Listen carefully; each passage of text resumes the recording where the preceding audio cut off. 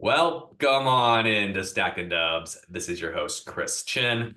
Warriors come away with a 113-92 victory at Miami against the Heat, who were missing Jimmy Butler, Tyler Hero, and Duncan Robinson. But the Warriors are missing TJD of their own, nursing a little bit of a sore knee. Hopefully will return back tonight. He's questionable. Klay Thompson started this one in place of a slightly struggling, slightly flat Brandon Pajemski as of late. Think needed to tick down a few Pajemski minutes, let him get a little fresh, rested, and a little reset, if you will. And despite liking having Klay coming off the bench in that six-man role, did a great job as a starter, really brought that starting lineup together and gave it a little bit more spacing. Klay finished with 28 points in this one. Very strong game for Klay. Had 6 3-pointers, 11 of 20 from the field. We'll talk a little bit more about Klay and kind of looking forward with him going to next year. But in this one, Warriors, very clean game. Only 10 turnovers, only 13 free throws, surrendered. And that's impressive against a team like the Heat with Bam Adebayo, big, strong, athletic. We've had our troubles with these big centers in the past. Did a great job keeping him from getting to the line too much and holding the Heat for under 100 points. Well, full disclaimer, I didn't watch this whole game super detailed. We were out. It was our 3rd wedding anniversary. Yeah, cheers to myself and my wife, Kathy. And more so, cheers to Kathy for letting me still have the game on my phone, have my NBC Sports Bay Area pulled up. We had a little happy hour. So they had the Lakers and Bucks game on. They would not change to NBC Sports Bay Area. It's the caveat here with living in Los Angeles. I get stuck watching the Lakers all the time. Anyways, was able to watch a bit of the game, but not as much detail. And it was fun. We actually sat next to a guy who's from Greece. His name's Gianni. Shout out Gianni, new Dubs, Stack and Dubs follower, subscriber. But yeah, met Gianni, huge Bucks fan, huge Giannis fan. And as we watched, the Bucks had a nice 20-point lead at the end of dinner, and it was time to leave. I wished Yanni a good evening and wished them luck because we need the Lakers to lose if we want any chance at catching them for home court advantage in the play-in. Ended up getting home a bit later, checked the score on the Bucks, the Lakers, and my good new friend Gianni, and well, the Bucks pulled a Warriors. They blew the 20-point lead. They ended up getting to double overtime where it sounds like they had a couple missed opportunities. I think Lillard got swatted at the rim by Anthony Davis. Giannis missed some free throws. All in all, a brutal, heart-stabbing loss for the Bucks. But I'm sorry, Yanni. You've just had the Warriors experience. We've been doing this all year long. Welcome to the club. I guess it's contagious. Now that we're friends, you can sympathize and and really feel all the feels that the Warriors have been feeling this year. So tough loss. And of course, the Warriors do feel that loss with the Lakers winning. So we're all in the same boat together. Anyways, Warriors, going back to it, a good win here. And if nothing else, it proved that we remain a formidable team on the road. The road Warriors improved to 19-15 away from Chase Center.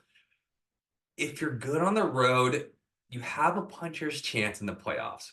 Winning in the playoffs on the road is the hardest thing you can do. It's what the Warriors across their dynasty over the last 9-10 years have done extremely well. I think it was only last year that was the first year they didn't win a road game in a playoff series.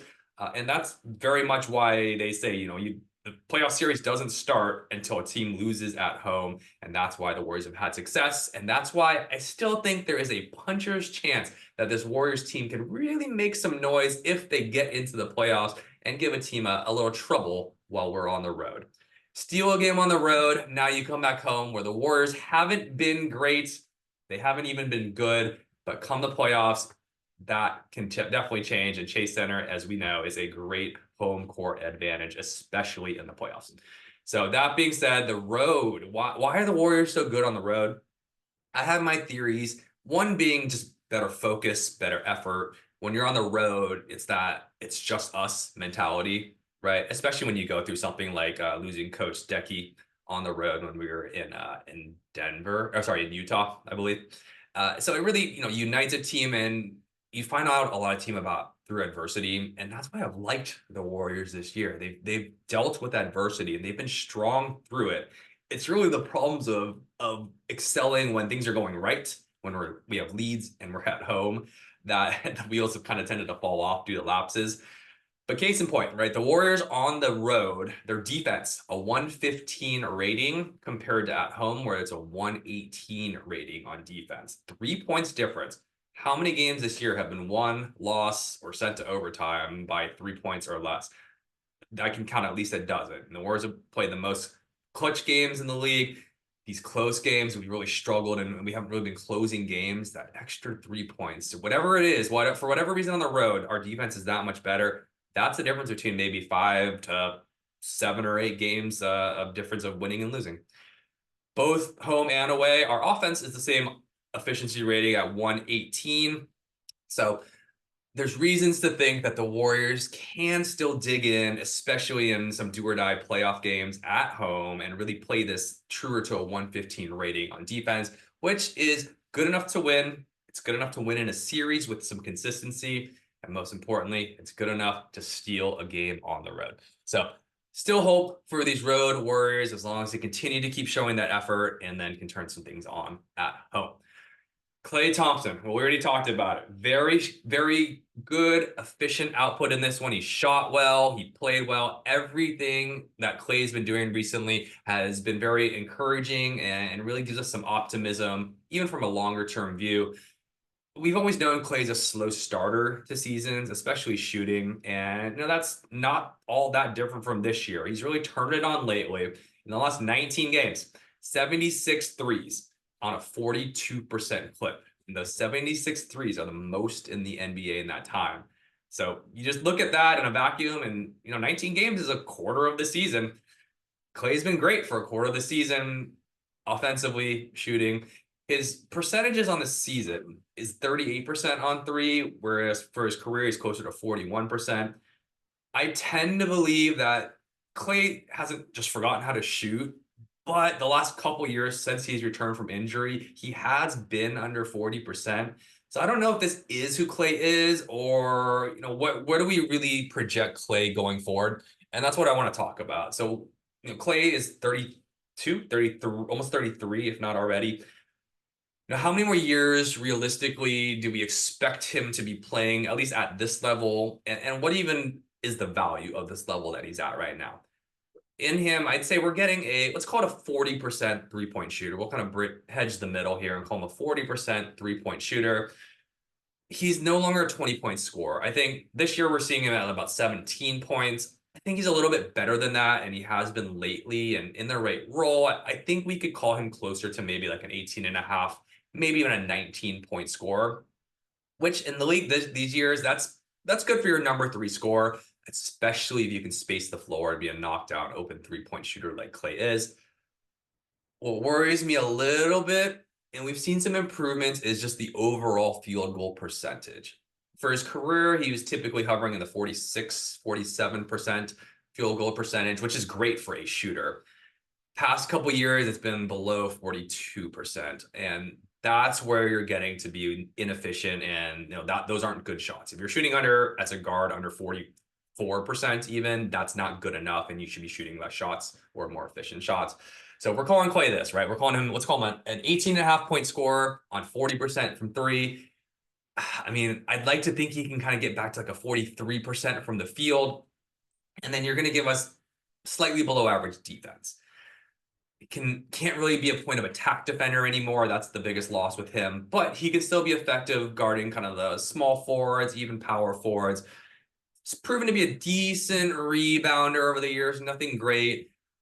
I love that we're seeing more playmaking out of Klay, especially with TJD. Klay's been very surprisingly good as the primary ball handler in a little pick and roll, pick and pop situations.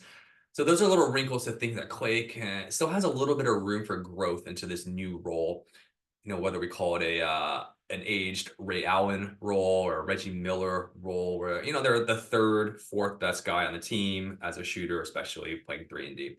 So what's the value of that?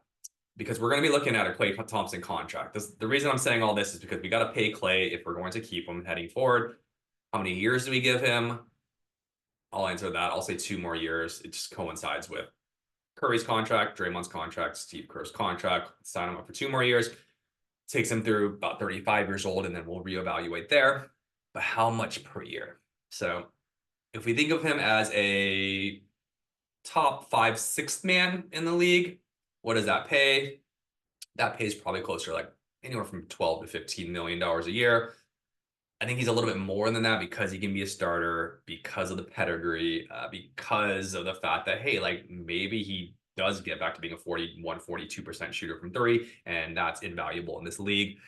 So maybe we're talking closer realistically to like a $17 million player, call it 2 years for 35 million is something I'm going to project. And that's sort of factoring in a little hometown Warriors discount. I think if that's the rate, the Warriors will be happy to bring him back, short of a major overhaul where we're just clearing cap and trying to bring in a superstar. And then I don't really know who would dominoes fall. Is Wiggins gone, which push came to shove, I think I would keep Klay, trade off Wiggins. Wiggins is going to have a little more value as well. But I think value-wise, I would value both of them at about $17 to $18 million per year as players.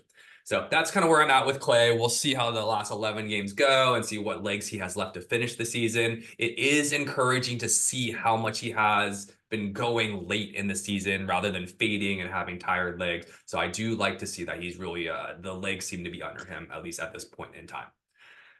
All right, the other little, we'll call it a mishap in this game. I didn't see it live, so I didn't see this incident until after, so I just saw replays of it on Twitter.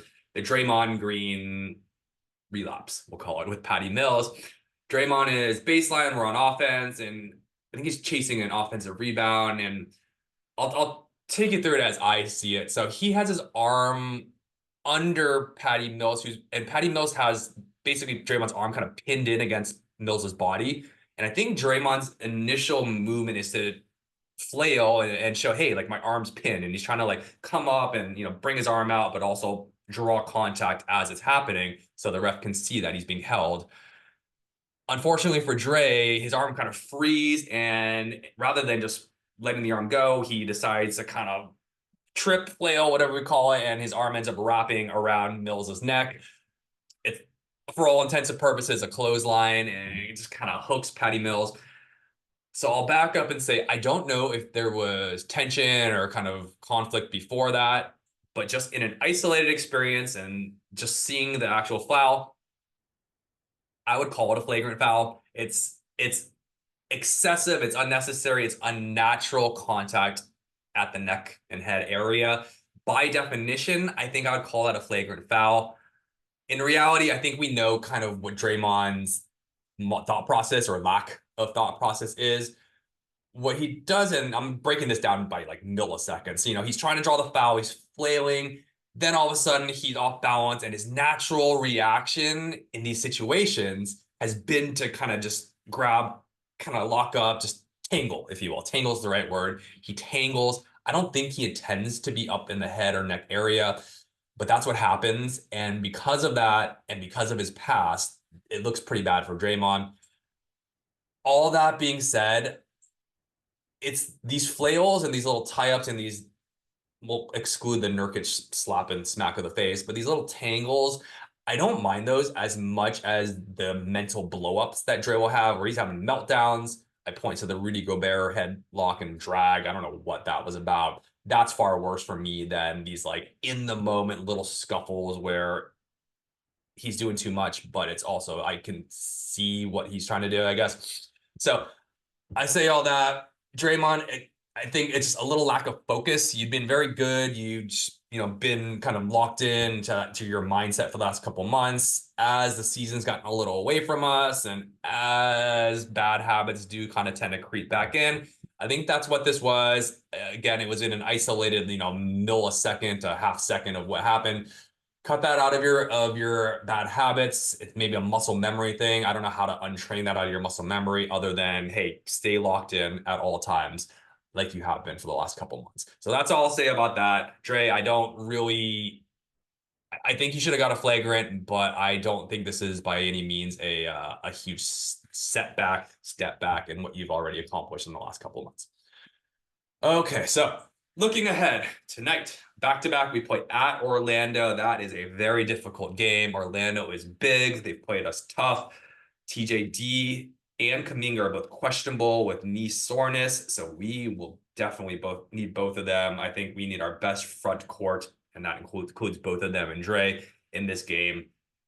Dre may also be a little dinged up, just his ongoing back issues and now being on a back-to-back, but he's not on the injury report, and we definitely need him to hold our own against a Paulo Banchero, the Wagners, and just all the size that the Magic have. So big game tonight. We'll see what the Warriors can do on the tail end of a back-to-back where they've been good this season.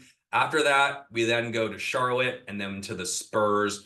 I would like to think we get both those games, but realistically, I mean, I'd say odds point at us splitting that just because we're a 500 team.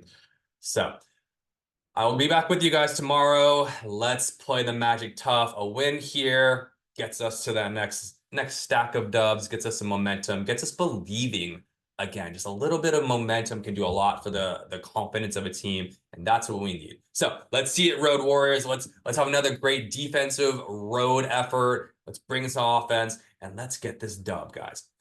All right. Well, I will be watching this one a little more intently, so I will have much more analysis for you as we take down the Magic, and I'll talk to you tomorrow. This has been your host, Chris Chinn, and until next time, peace, love, and stacking dubs.